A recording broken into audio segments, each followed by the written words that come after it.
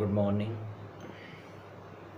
हमने बेला लोदी के पार्ट 1 में ये जानने की कोशिश की, ये समझने की कोशिश की कि वह एक घोड़ा व्यापारी किस प्रकार सरहिंद का गवर्नर बनता है और सरहिंद के गवर्नर के बाद लाहौर पर कब्जा करता है और लगातार अथक महत्वाकांक्षाओं के साथ वह दिल्ली का सुल्तान बनता है और गाजी उपाधि हटकर गद्दी पर आरूढ़ होता है।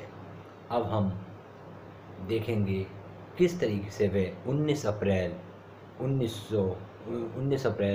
1451 ईस्वी में गद्दी पर आरूढ़ होता है और उसके बाद एक के बाद एक जैसे कि एक शासक के सामने समस्याएं आती हैं और वह समस्या उसके सामने भी आई और लगभग 38 या 39 साल तक उसने लंबे समय तक शासन किया।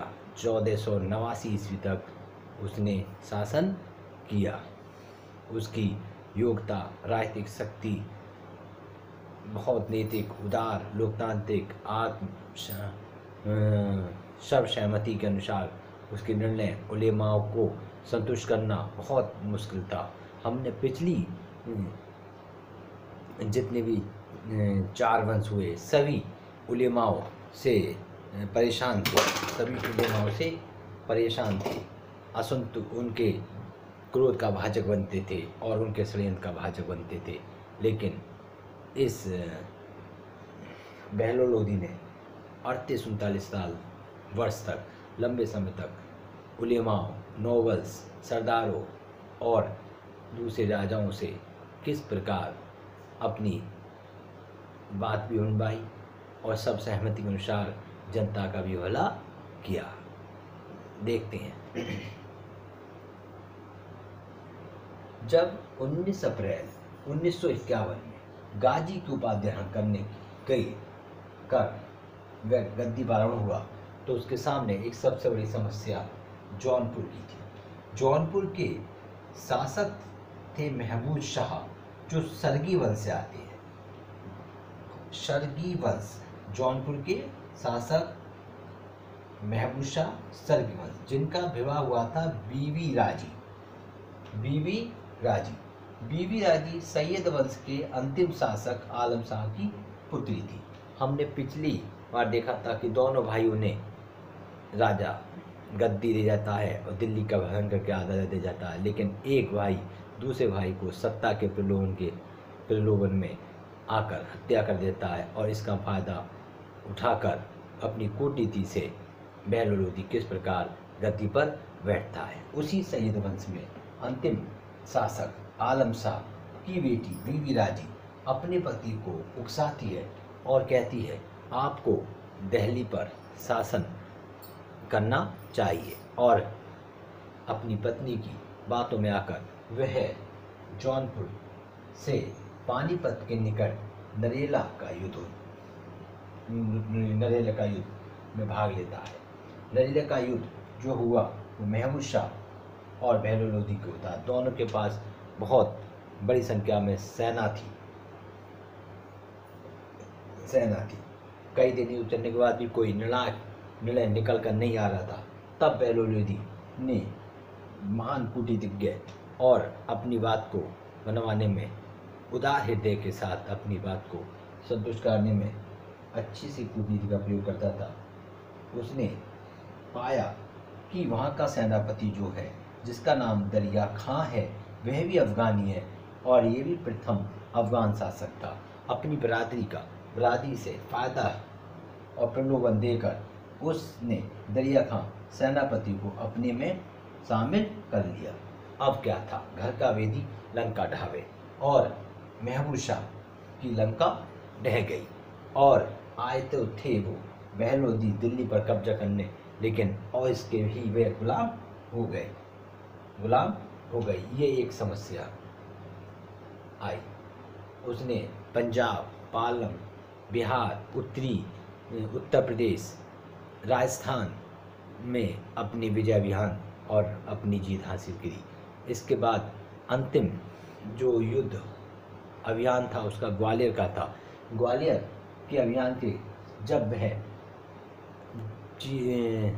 युद्ध के बाद लौट रहा था तो 12 जून 1489 ईस्वी में लू लगने के कारण उसकी मिलावली नामक स्थान पर मृत्यु हो जाती है।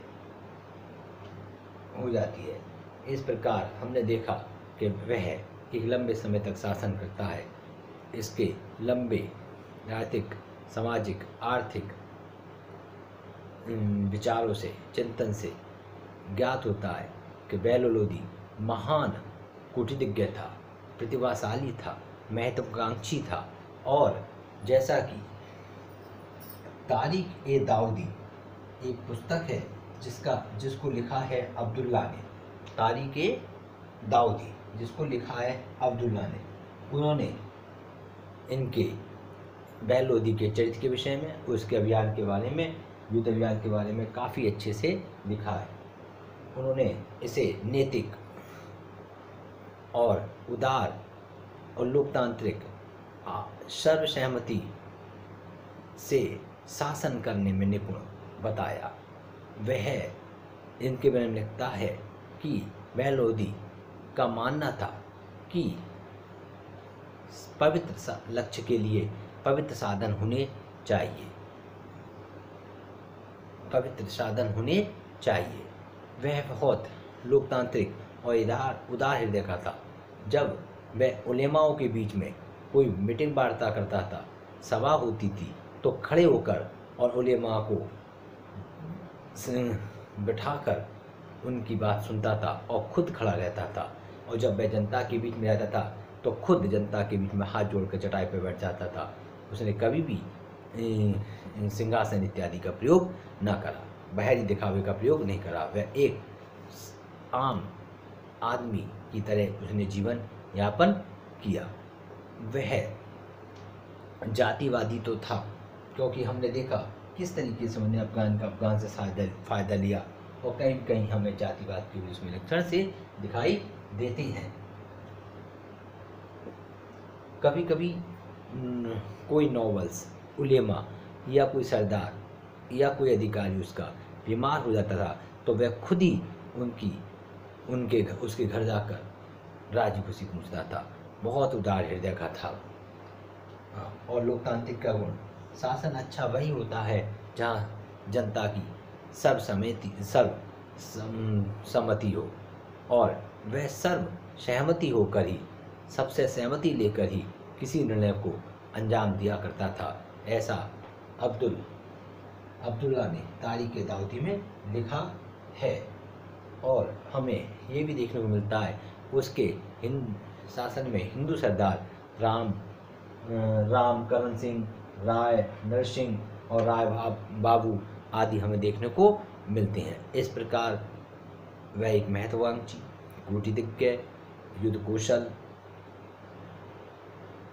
महान शासक था, जिसने अपनी प्रतिभा से उलेमाओं को संतुष्ट करते हुए 19 अप्रैल 1991 से 1489 ईस्वी तक 39 वर्ष तक लंबे समय तक शासन किया। धन्यवाद।